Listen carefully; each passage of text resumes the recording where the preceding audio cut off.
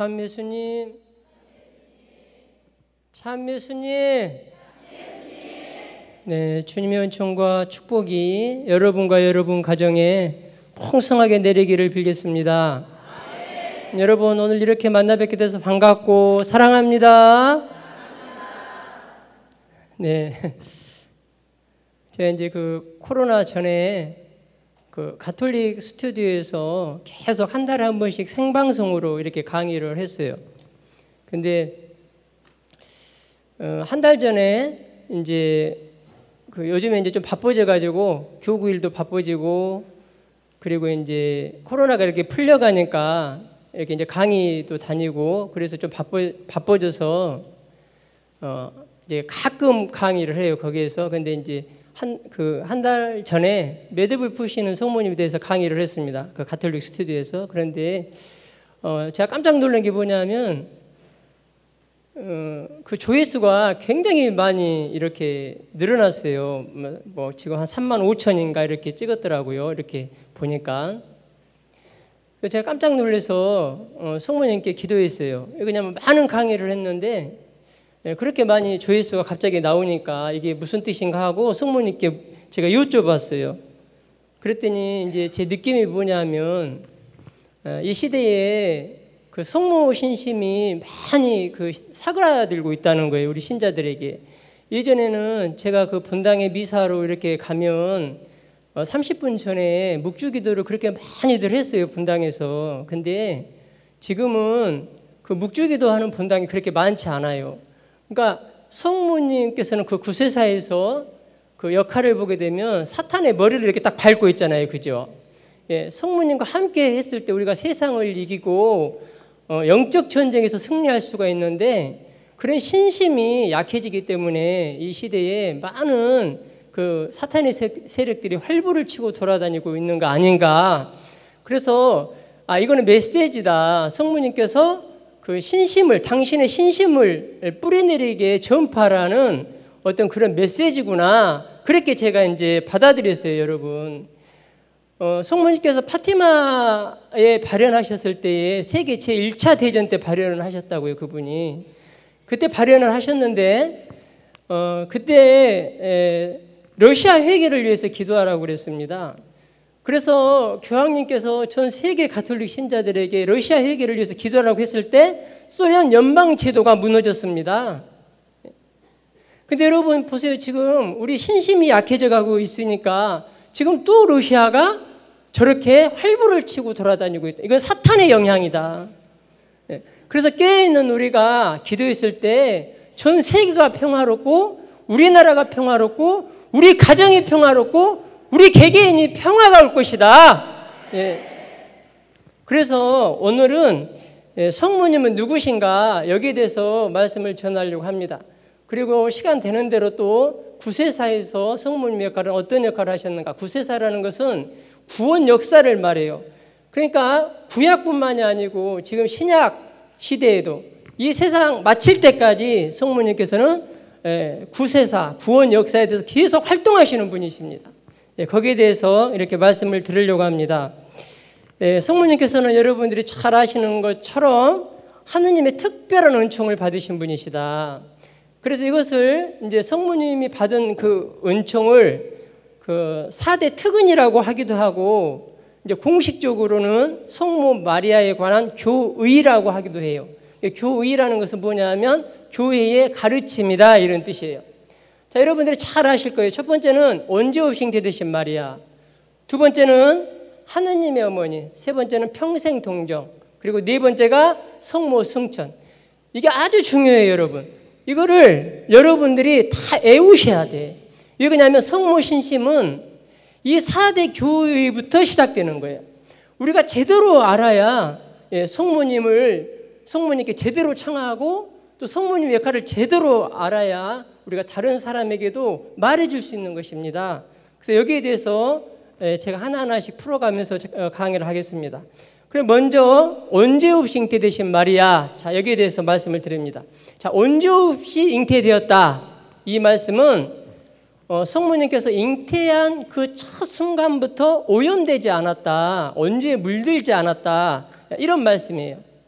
무슨 말이냐면 성모님의 어머니가 안나 성녀예요. 아시죠? 아버지가 요아킴 시고, 근데 그 안나 성녀의 그 태중에 잉태된 그 순간부터 성모님께서는 오염되지 않았다는 거예요. 언제 물들지 않았다는 거예요. 여러분 좀 이상하지 않아요? 왜냐하면 우리 인류는요, 그 아담과 하와의 그 영향으로 인해서 전 인류가 언제 물들었어요. 근데 어떻게 성모님만 유독 물들지 않았냐? 이렇게 좀 비껴갔는가? 비껴갔다는 표현은 좀 맞지는 않지만 아무튼 어떻게 물들지 않았는가, 성모님이. 그러면 우리가 성모님이 어떤 분이신가를 잘 알아야 돼요. 성모님은 예수님을 낳으셔야만 했죠. 예수님이 누군가 하면 하느님이시죠.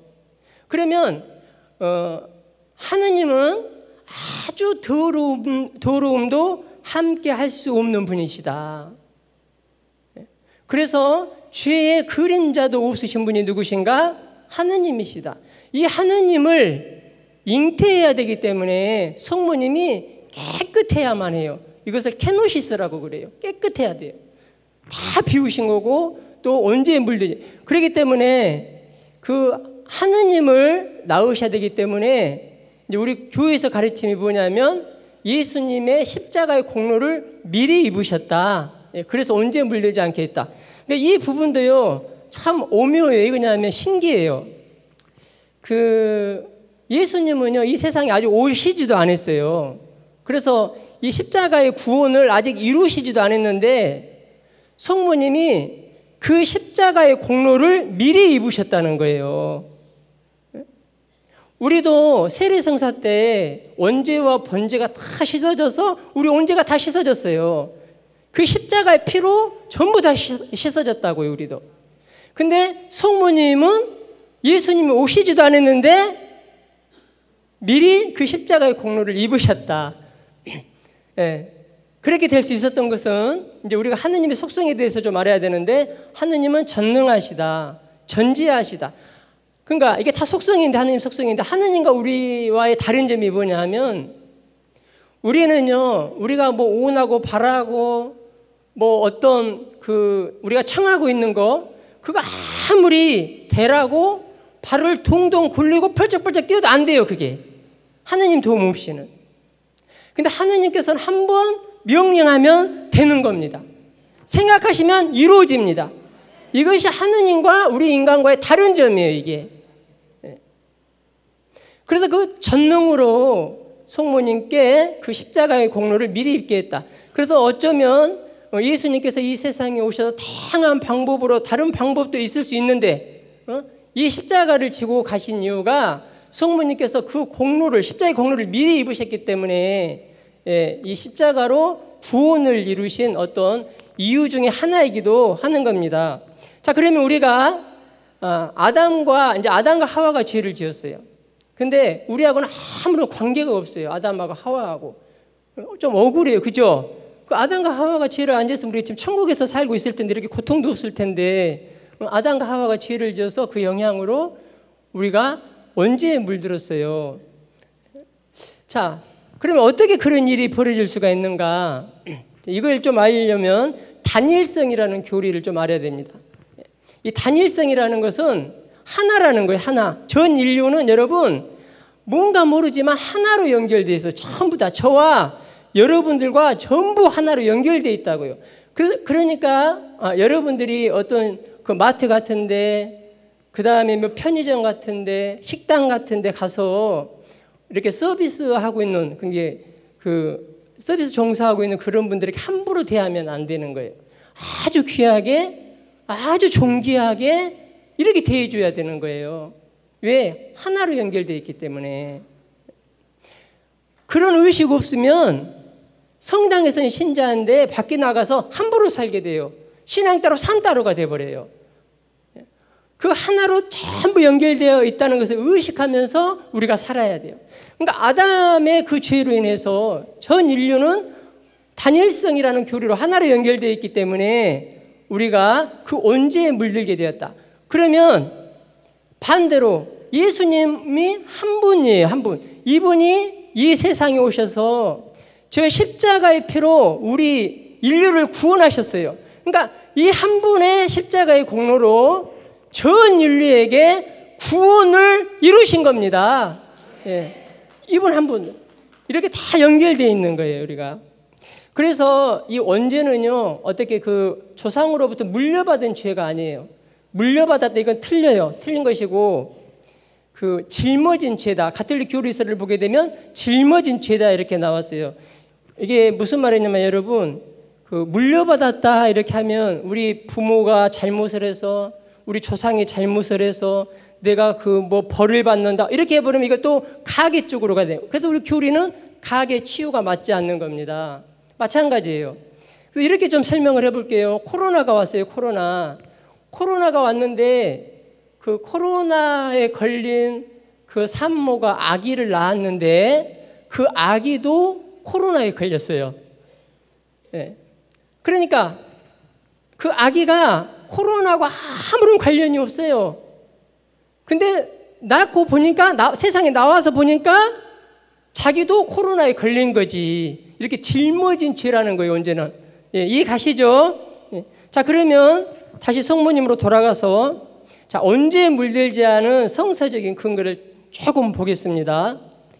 그 대천사 가브리엘이 이제 예수님의 그 탄생 예고를 하러 왔을 때 대천사 가브리엘이 첫 인사말로 이렇게 말을 합니다. 은총이 가득한 이여 기뻐하여라. 이렇게. 자, 성모성 첫 구절이에요.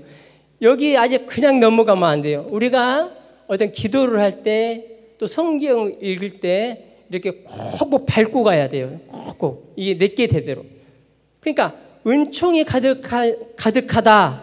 자, 이 말은 성모님께서 하느님께로부터 받을 수 있는 모든 은총은 다 받으셨다.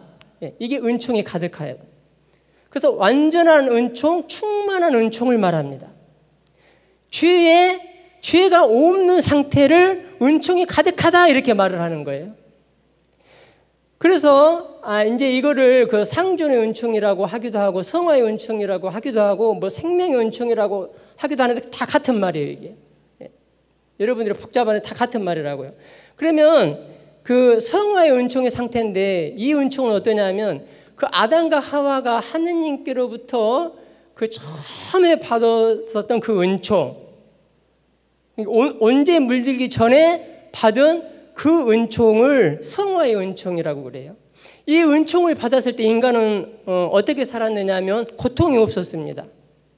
죽음도 없었고 탐욕이 지배도 받지 않았고 완전히 질서 잡힌 존재로 하느님과 그 하느님의 생명을 받아서 하느님과 영원히 함께 살 수 있었다. 그런데 그 죄로 인해서 산산조각이 나버렸다. 글쎄요, 이 컵을요, 여러분 세면바닥에 제가 던지면 산산조각이 날 겁니다. 하느님께로부터 처음에 받은 그 은총이 산산조각이 났다고 생각하시면 돼요. 그래서 우리 인간의 그 영적 지배력이 심하게 망가져 버린 겁니다.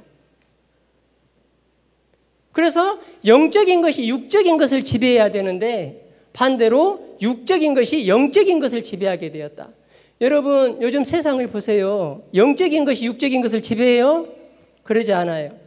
육적인 것이 영적인 것을 지배하는 세상이 되었습니다.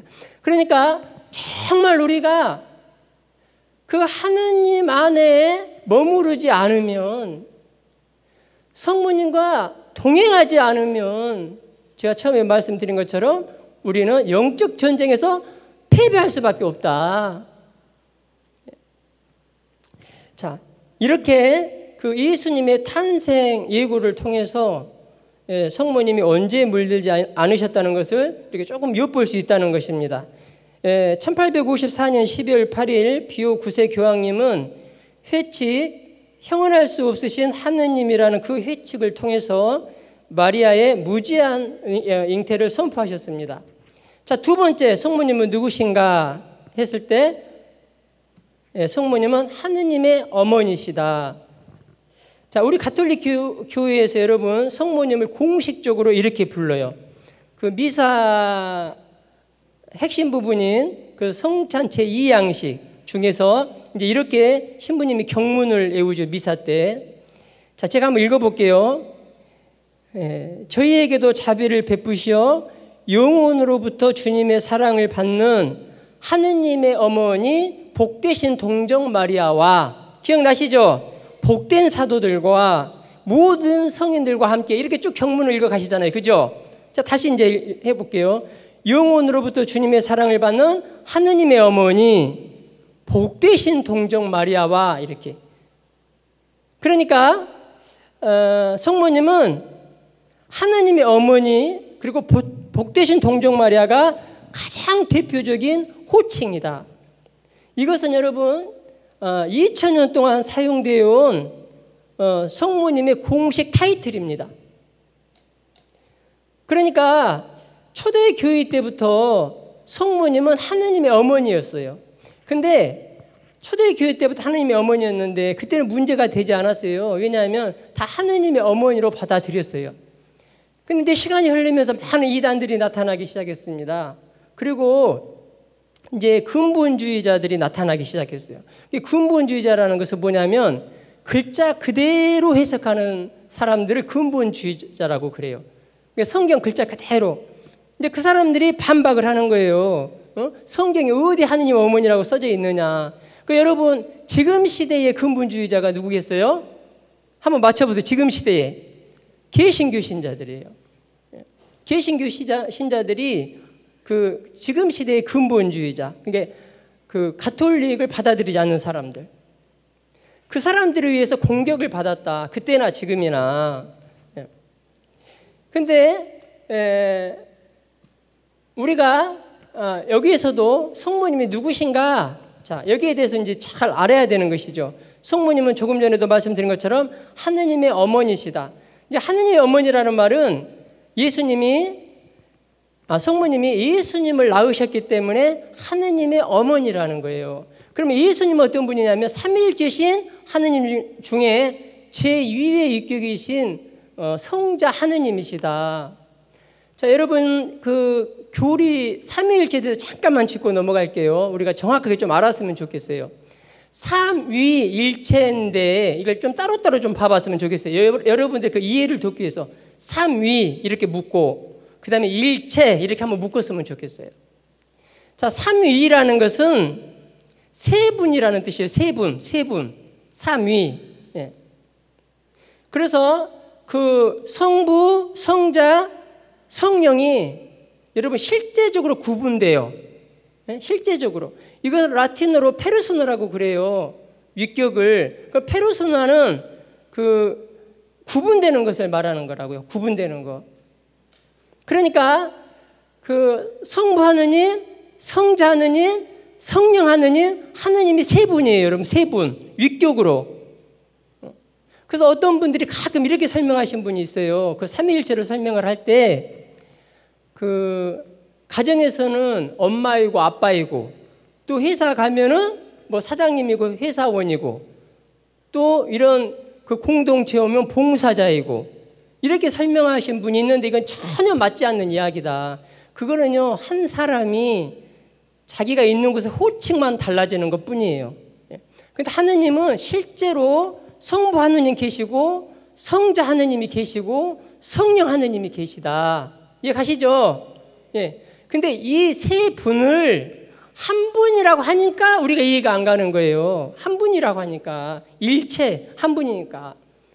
그러면 어떻게 좀 접근을 해볼 수 있는가? 이 세 분이 한 분이라는 거 본질이 하나다. 본질이. 하느님의 본질이 뭐예요? 사랑이시요. 사랑이. 이분들은 셋이서 서로 주고받아요. 근데 성부 하느님은 성자 예수님께 온전히 다 내어줘요. 성자 하느님도 성부 하느님께 온전히 다 내어드려요. 그것을 완전히 하나로 일치시키고 묶으시는 분이 누구냐? 성령 하느님이시다.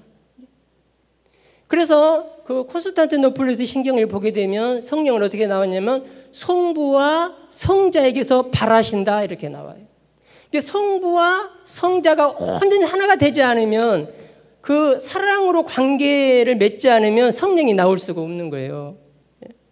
이렇게 그 삼위일체신, 그게 성부 하느님과 본질이 같으신 성자 예수님을 성모님이 낳으셨기 때문에 성모님을 하느님의 어머니라고 부른다. 그래서 우리 교회에서 초대교회 때부터 하느님의 어머니였지만 많은 이단들이 나타났기 때문에 431년 에페소 공회 때 하느님의 어머니로 이렇게 공식적으로 이제 공표를 한 겁니다. 자, 세 번째 성모님은 평생 동정이신 마리아다. 여러분, 이게 여러분들이 좀 딱딱해도요, 좀 들으시고 배워야 돼요. 왜 그러냐면 아주 중요해요. 우리가 그냥 묵주기도 하는 거 아니에요. 성모님을 여러분들이 제대로 알고 성모님께 그 기도하면은요, 성모님께서 이루어 주신다고요. 여러분 치유받으러 오셨잖아요. 오늘 나 치유 대표장이잖아요.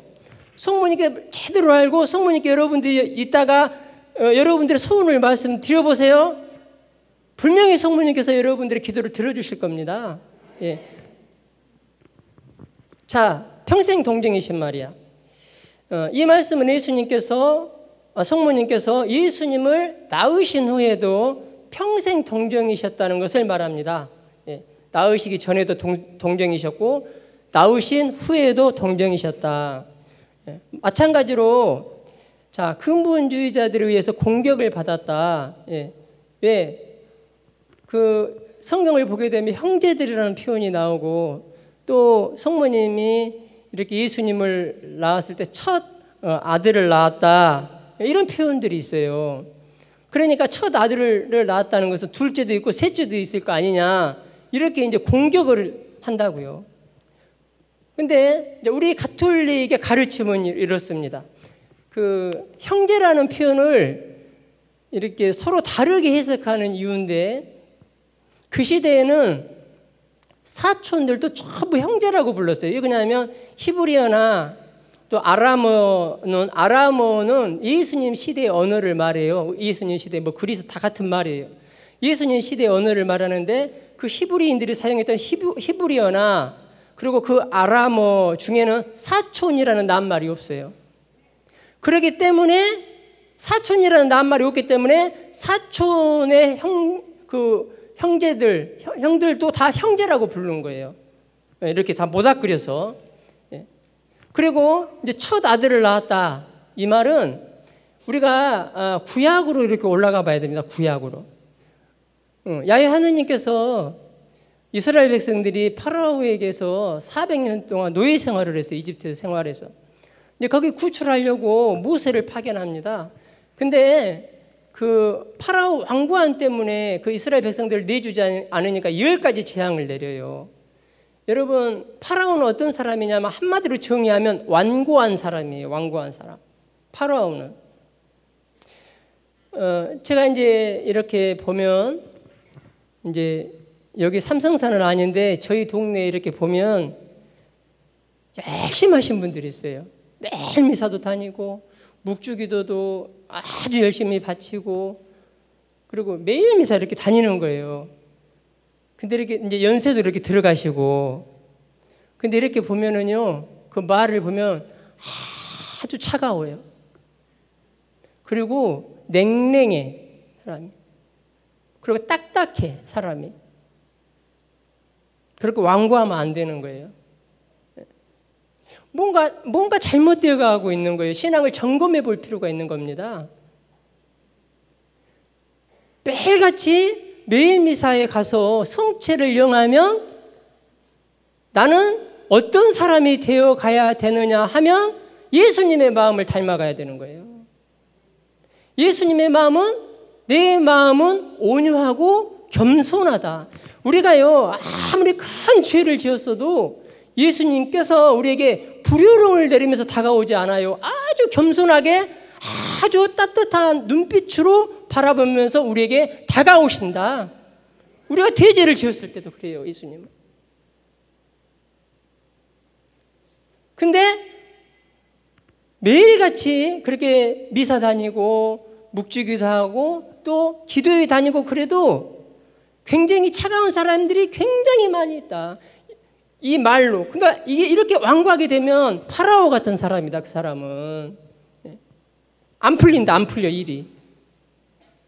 그래서요, 내 마음이 온유해져 가는지 이렇게 잘 보세요. 예수님 마음만 닮아가면 여러분들이 하는 기도가 다 들어집니다. 제가 말씀 은사를 받았다고요. 제가 하는 말이 그냥 말이 아니에요. 그 예언자를 통해서 하느님께서 말씀하시는 겁니다. 내가 온유해져 가기만 해도, 예수님의 마음을 닮아가기만 해도 여러분들이 청하고 원하는 그 기도를 들어주신다. 이루어진다. 이게 마찬가지예요. 묵주기도를 많이 하면 우리는 어떤 사람이 되어 가야 되느냐? 성모님의 마음을 닮아가야 된다. 제가 이따가 성모님 계속 다시 이야기하겠지만, 그래서 그 10번째 재앙이 뭐냐 하면 맞배를 치는 거였습니다. 그러니까 그 첫 아들을 낳았다, 이 말은 뭐냐면 그 맞배를 쳤을 때 레위기를 보게 되면 이제 모든 맞배는 하느님 소유가 되는 거예요. 하느님께 봉헌해야 돼요. 그러니까 성모님도 예수님을 낳으셨을 때 예수님을 성전에 봉헌했습니다. 자, 하느님께 봉헌해야 되는 그 맞배를 제가 이렇게 성전에 데리고 왔습니다. 하느님께 봉헌해야 할, 자, 그 의미로 첫 아들을 낳았다. 성전에 봉헌해야 할 그 아들입니다. 이런 뜻이라는 거죠. 이해 가시죠? 이해 안 가도 뭐 어쩔 수 없어요. 시간이 없어서 자세하게 못해요. 그렇기 때문에 553년 제2차 콘스탄티노플리스 공회에서 성모님을 평생 동정으로 선언한 것입니다. 자, 네 번째, 하늘의 올림을 받으신 마리아. 성모 승천을 말하는데, 성모 승천을 교리로 말할 때 하늘의 올림을 받으신 마리아, 이렇게 말을 해요. 하느님으로부터 올림을 받으셨다, 이런 뜻이죠. 1950년 비오 12세 교황님은 마리아는 지상 생활을 마치신 후에 영혼과 육신이 천상 영광으로 부르심을 받았다, 이렇게 선포하셨습니다. 여기서 교황님은 성모님의 죽음에 대해서는 언급하지 않습니다. 그렇지만 언급하지 않았지만 우리 가톨릭 교회에서는 성모님이 실제로 죽었다는 것을 거의 보편적으로 받아들이고 있어요. 그러면 그 마리아의 영혼과 육신이 천상 영광으로 부르심을 받았다, 이 말은 무엇을 뜻하는가? 바로 마리아의 몸이 부패하도록 하느님께서 내버려 두지 않으셨다. 또 무덤 속에 그냥 묻혀 있도록 내버려 두지 않으셨다.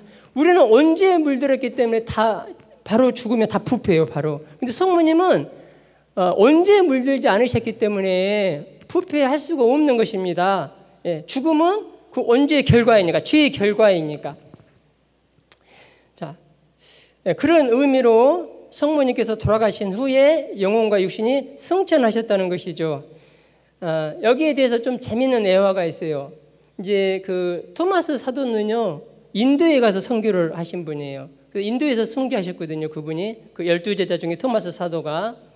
근데 이제 그 성모님이 이제 돌아가시자 그 인도에 계신 토마스 사도에게 부고장을 보냈어요. 그 부고장, 쉬운 말로 할게요. 알아듣기 좋게 하기 위해서 그렇게 말씀드리는 거예요. 여러분들에게 부고장을 보냈어요. 근데 지금처럼 비행기가 있는 시대도 아니고 또 뭐 KTX가 있는 것도 아니고, 그래서 이제 불안하게 갔지만 몇 개월이 걸린 거예요, 인도까지. 그래서 그 부고장을 받고 토마스 사도가 또 불이 나게 오는 거예요. 왔는데 또 몇 개월. 그러니까 오니까 어떻게 해서 이미 다 끝났지. 장례가 다 치러지고 이미 끝났어요. 근데 토마스 사도가 어떤 분이에요, 여러분? 의심이 많은 사도야, 이분이. 그래서 자기 눈으로 봐야 되겠다는 거예요. 그 무덤에 갔어요, 제자들과 함께. 제자들이 다 만류예요. 왜냐면 이미 오래됐고 냄새 날 거고, 그러니까 하지 말자, 우리 안 보니만 못할 것 같다, 이렇게 다 만류를 하는 거예요. 근데 그 토마스 사도가 아주 이렇게 좀 강직한 분이에요, 이분이.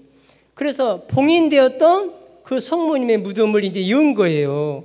딱 열어서 들어갔는데 거기에 성모님의 시신이 없어요. 그리고 성모님의 시신이 모셨던 그 자리에서 아주 향기로운 그 향기가 그냥 흘러나왔다, 배어나왔다. 그때 사도들이 어머니께서 승천하셨구나, 이렇게 믿었다는 거죠. 자, 그래서 성모승천을 우리가 말을 할 때 좀 주의할 점이 있습니다. 그 예수님의 승천은 당신 스스로의 능력으로 승천하신 거예요. 왜? 하느님이니까. 이것을 능동적인 표현이다. 이렇게 말을 해요. 능동적이라는 것은 누가 도와주지 않아도, 해주지 않아도 스스로 할 수 있는 것을 능동적이라고 그래요. 근데 성모님의 승천은 스스로가 아니에요. 하느님으로부터, 예수님으로부터 불러 올림을 받아서 승천하신 겁니다. 신이 아니니까 혼자 할 수가 없어요. 이것을 수동적인 표현이다. 자, 이렇게 나와 있어요. 이 말들이요, 우리 CBCK 올바른 성모 신심 그 책에 다 나와 있다고요. 이 말씀들이.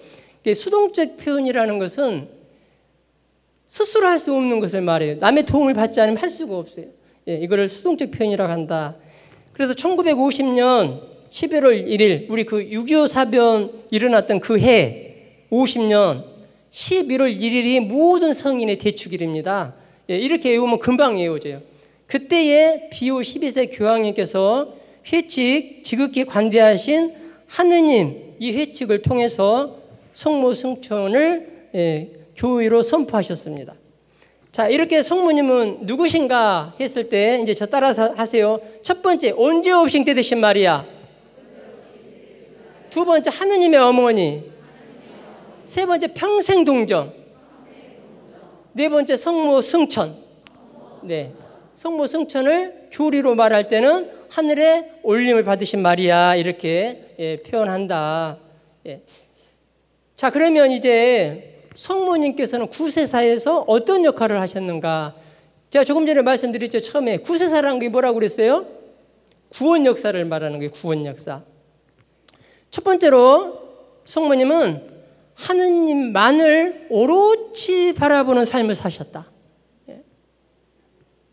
그러니까 당신이 하느님만을 오롯이 바라보는 삶을 살면서 우리도 하느님만을 오롯이 바라보는 삶으로 살도록 이분이 이끌어 주시는 분이시다. 그래서 마니피캇을 보게 되면 이렇게 성모님께서 노래했습니다. 그분께서는 당신 팔로 권능을 떨치시어 마음속 생각이 교만한 자들을 흩으셨습니다.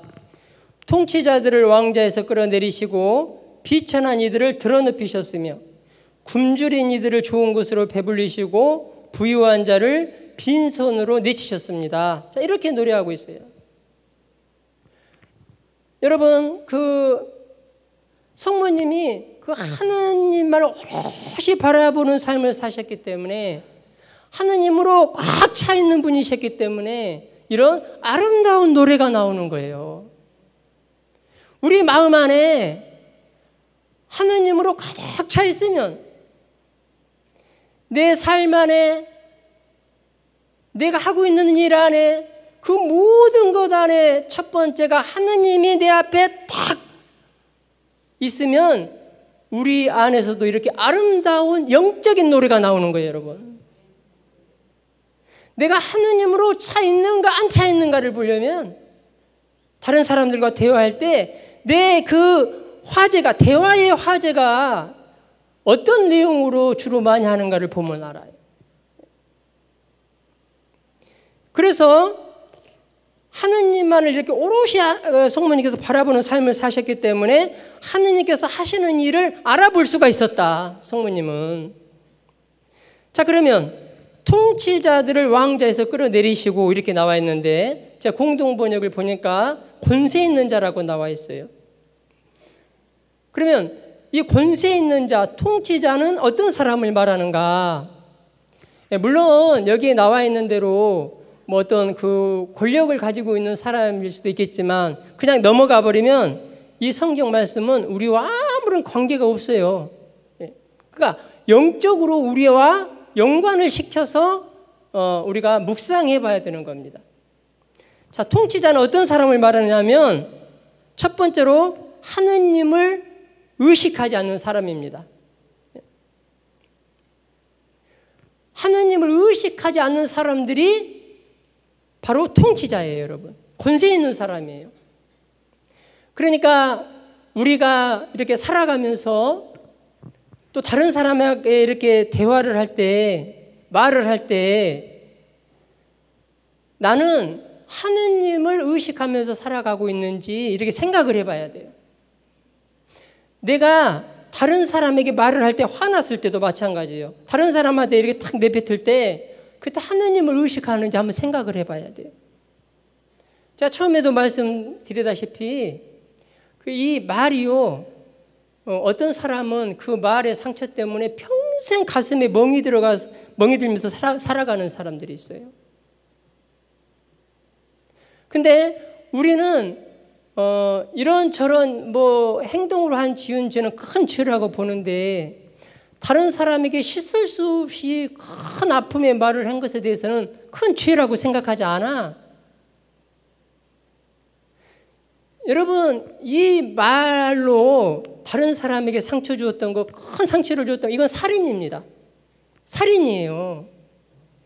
그래서 집회서를 보게 되면 매로 맞으면 몇 자국이 남지만 혀로 맞으면, 이 혀로 맞으면 뼛속까지 파고든다고 그랬어요.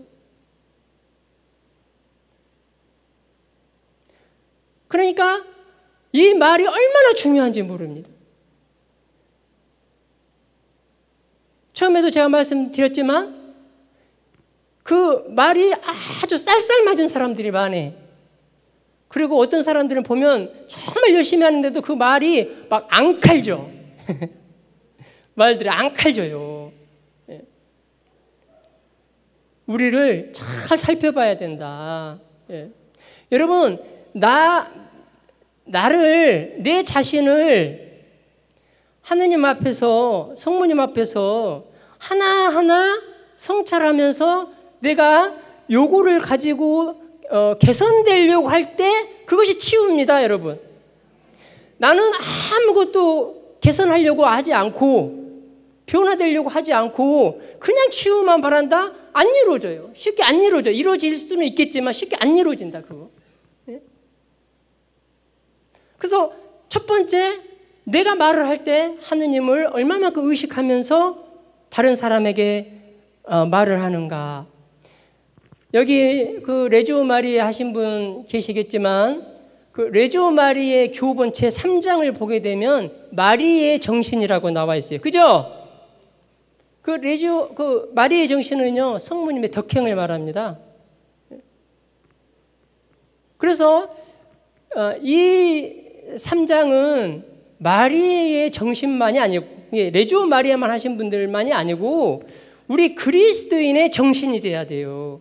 거기 보면 뭐라고 나와 있느냐면 성모님의 깊은 겸손, 온전한 순명, 천사 같은 부드러움, 끊임없는 기도, 영웅적인 인내심, 천상적인 지혜, 갖가지 고행, 티 없는 숨결, 그리고 어떤 상황에서도 흔들리지 않는 절대적인 믿음입니다. 이게 성모님의 덕행이에요. 근데 여러분, 그 앞에 그 성모님의 덕행을 보게 되면 그 앞에 전부 수식어가 붙어요. 우리는 그냥 겸손 순명을 말할 때 그냥 겸손 순명 이렇게 말을 하는데 그 교본에는 어떻게 나왔냐면 겸손을 말할 때 성모님의 깊은 겸손 이렇게 나와요. 순명을 말할 때도 온전한 순명. 자, 부드러움을 말할 때도 뭐라고 나와요? 천사 같은 부드러움. 천사 같은 부드러움. 그러니까 성모님이 이런 덕행의 모범으로 사셨던 이유는 성모님께서 늘 하느님을 의식하면서 사셨기 때문에 이런 삶을 살아낼 수가 있었다. 우리도 깊은 겸손까지는 못할지라도, 온전히 순명을 못할지라도 누가 봤을 때 겸손한 모습, 또 순종적인 거, 어느 공동체에서나 가정에서도 서로 순종하는 거예요. 아내는 남편에게, 남편은 아내에게. 그러면 가정에 불화가 없어요. 서로 순종하면 돼요. 내 자존심이 올라오니까 순종을 못하는 거예요. 내가 이루고자 하는 것을 관철시키려고 하기 때문에 순종을 못하는 거예요. 가정에서도. 그러면 매듭이 생겨요. 가정에 매듭이 생겨요. 매듭이. 네. 자, 두 번째로 통치자는 어떤 사람이냐면 하느님을 두려워하지 않는 사람들이다. 하느님을 두려워하지 않는 사람들. 그러니까 두려워하지 않기 때문에, 무서운 분이 없기 때문에 자기 기분대로 말하고 기분대로 삽니다. 여기서 그 무섭다, 이거는 뭐 하느님을 막 무서워하라는 그런 내용이 아니에요. 가정에도 마찬가지고요. 요즘에 다 그 아버지의 어떤 그 권위가 전부 다 무너졌다고요. 그래서 권위하고 권위자는 달라요, 여러분. 권위자는 말 그대로 다른 사람을 억압하는 사람이 권위자예요. 근데 우리 하느님은 권위자가 아니에요. 권위 있는 분이에요. 그분의 그 전능하심, 전선하심, 그분이 이 우주 만물을 다스리고 있기 때문에 거기에 우리가 무릎 꿇는 거예요. 그분의 권위에 우리가 무릎 꿇고 살아갈 때 우리 삶에 질서가 잡히는 겁니다. 우리 가정에 엄마나 아버지가 권위가 있을 때 그 가정에 질서가 있는 거예요. 그렇지 않고 전부 다 막 얘들한테 다 해주다 보니까 가정에 권위가 없어요. 왜? 엄마들도 아버지에 대해서 자식들 앞에서 막 함부로 이야기를 하니까. 그런 권위. 그렇기 때문에 요즘에요, 그렇게 두려워하는 사람이 없기 때문에 이 세상을 봐보세요. 얼마나 끔찍한 일들이 많이 벌어지고 있는가. 두려운 것이 없는 거예요. 자, 그 오만함을 하느님께서는 끌어내리신다는 겁니다. 그 교만을 끌어내리신다. 이런 사람은, 통치자, 이런 사람은 다른 사람을 무시하고 업신여기고 하대하고 다른 사람을 억누르려고 합니다. 예를 들어서 여러분들이 정말 이렇게 볼품이 있고 옷도 잘 입고 다니고 그리고 좀 있고 학교도 잘 나왔고 이런 사람들한테만 여러분들이 잘 해주면 어떻게 되냐면 우리가 통치자가 되는 거예요. 정말 볼품 없는 사람, 그 세상 사람들의 눈으로 봤을 때 볼품 없는 사람, 남루한 사람, 뭐 이런 사람들에게도요 아주 극진히 대해줘야 돼요, 우리가.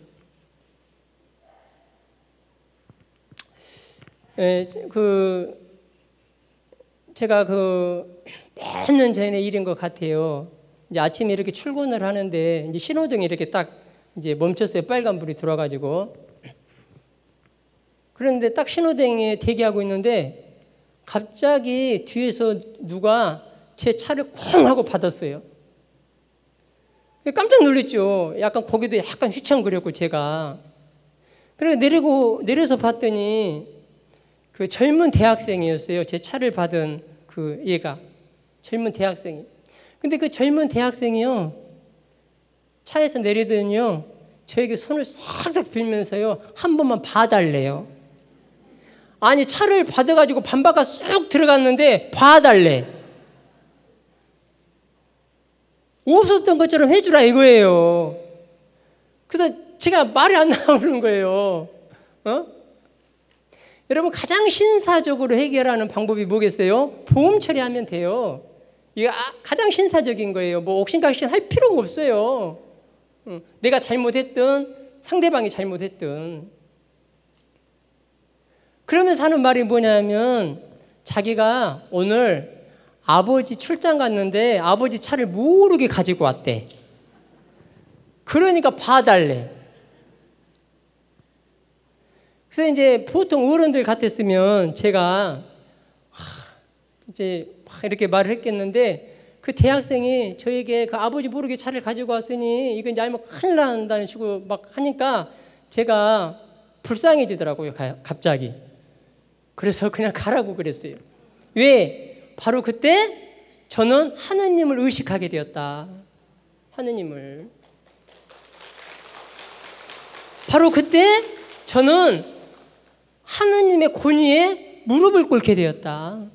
하느님이 두려워서가 아니라 그분이 저에게 축복을 해주신 것이 그보다 훨씬 많아. 요것만 보면 어떻게 돼요? 저는 기어이 그 사람과 실경의 일부를 받아내야 돼요. 그렇게 비니까. 그러니까 자비로운 사람은 어떤 사람이냐 하면 남이 바라는 대로 해주라는 거예요. 그러니까 무조건 그렇게 해주면 안 되고 상황에 따라 다른 거예요. 저처럼. 예. 근데 그 대학생이 딱 가는데요. 제 마음이요. 너무 기쁜 거예요. 그래서 회사에 가서 제 돈으로 20만 원을 주고 반발을 갈았다.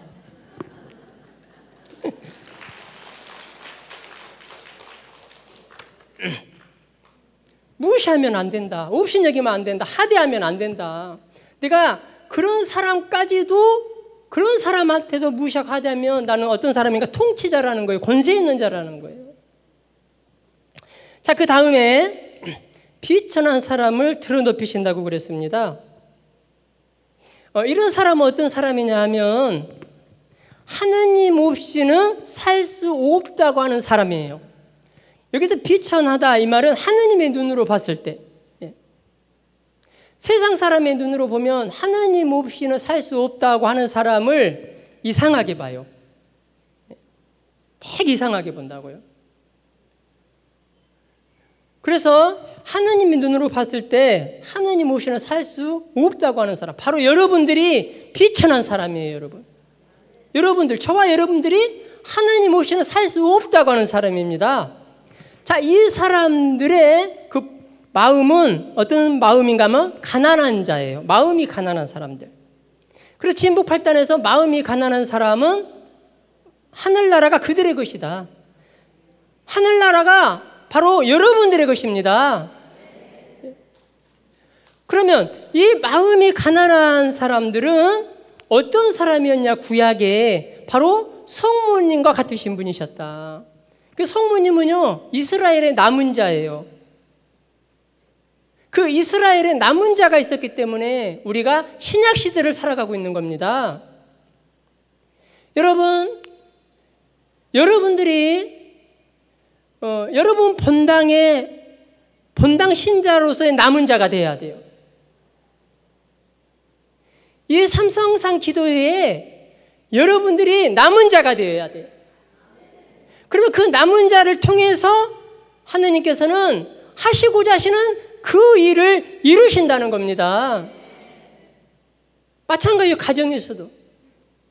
여러분들도 그렇고 저도 마찬가지고, 제가 가정에서 정말 가정의 남은 자로 하느님 없이는 살 수 없다고 하는 그 마음을 가지고 내가 이끌어 갈 때 하느님께서는 저를 통해서 이루시고자 하시는 그 일을 이루신다. 성모님을 통해서 이루신 것처럼. 자, 이렇게 성모님께서는 신앙의 모델로서 하느님만을 온전히 바라보며 살도록 우리를 깨우쳐 주시고 이끌어 주시는 분이셨다는 겁니다. 자, 두 번째로 성모님은 구세사에서 우리를 안전하게 이끌어 주시는 분이십니다. 안전하게 예수님께로 이끌어 주시는 분이시다, 이분은. 여러분들이 과달루페에 대해서 잘 아실 거예요. 과달루페.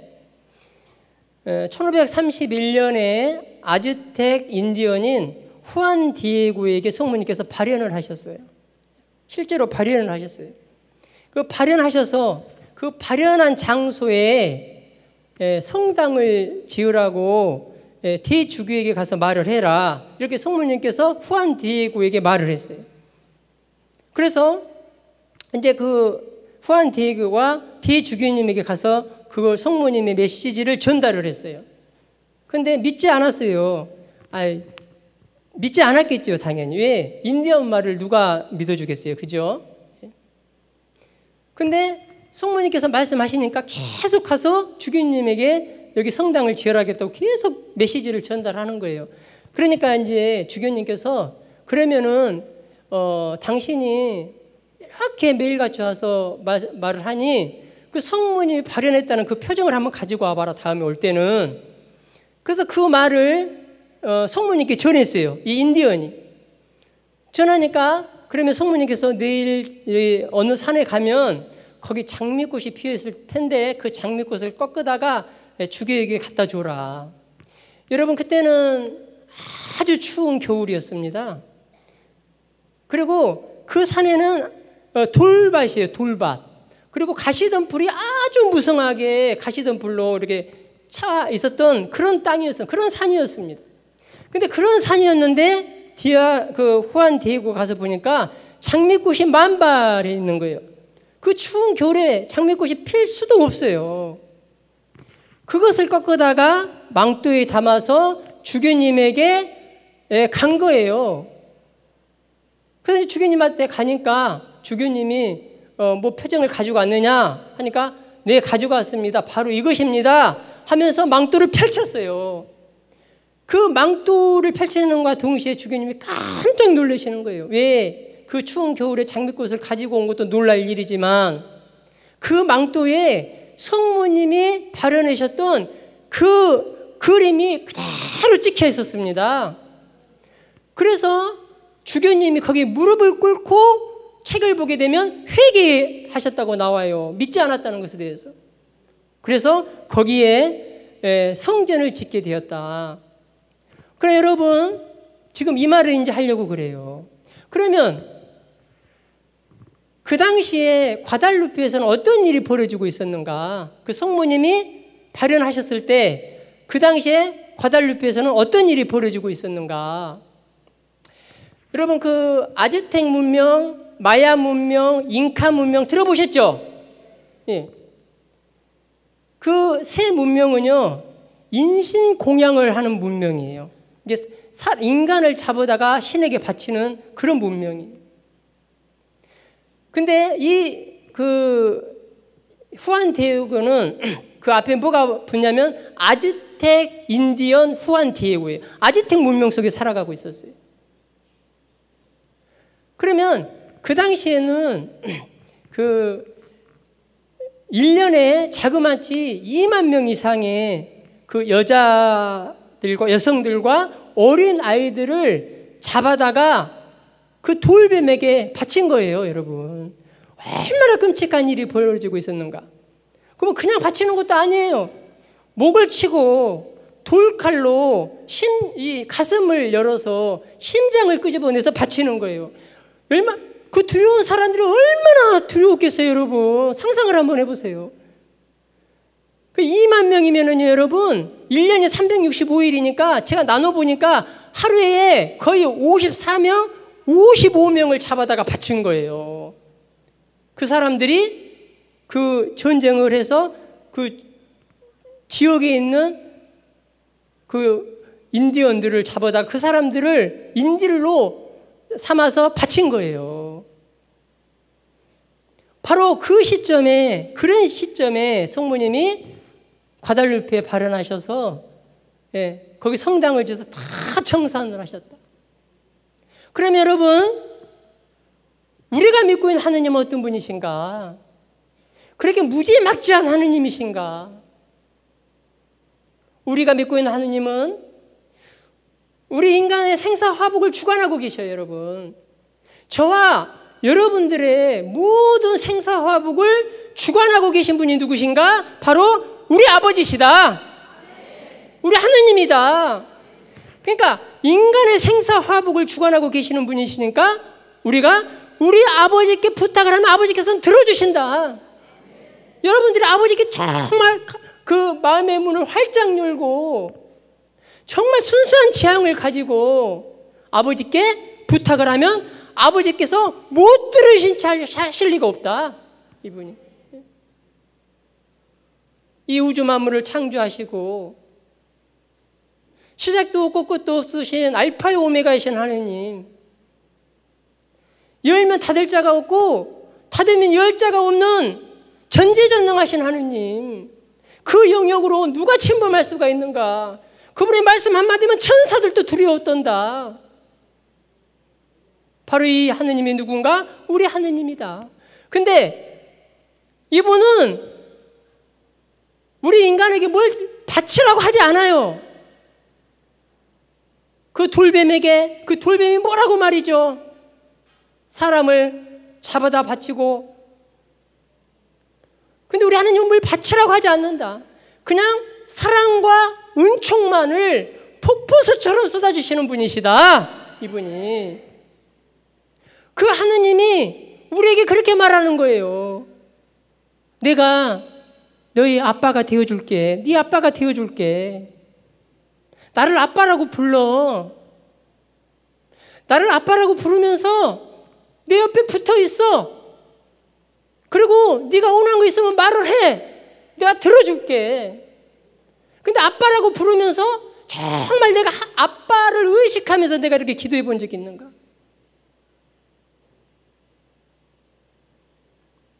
여러분, 어떤 신이 피조물에게 아빠가 되어줍니까?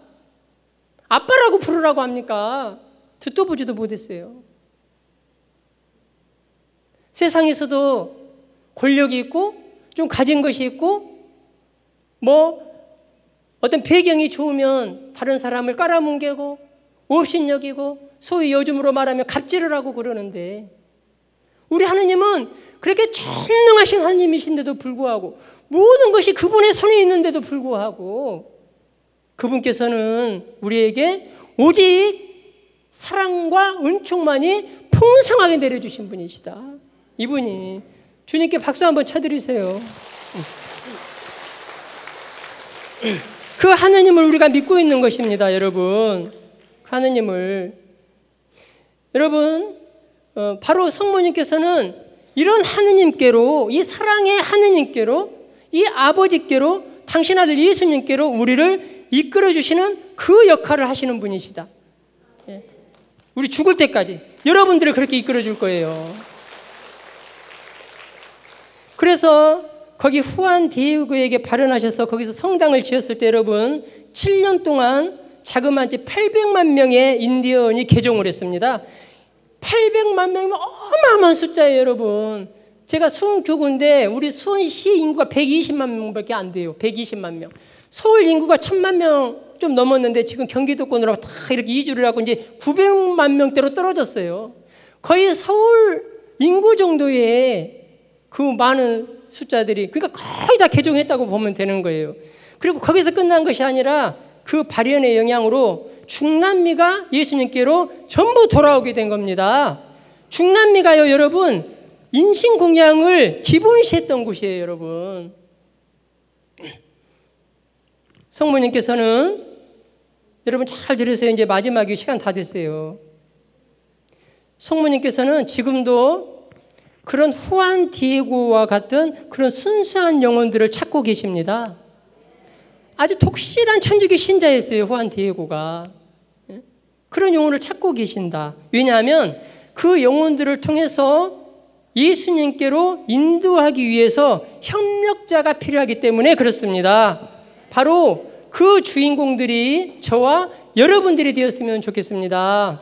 여러분 감사합니다.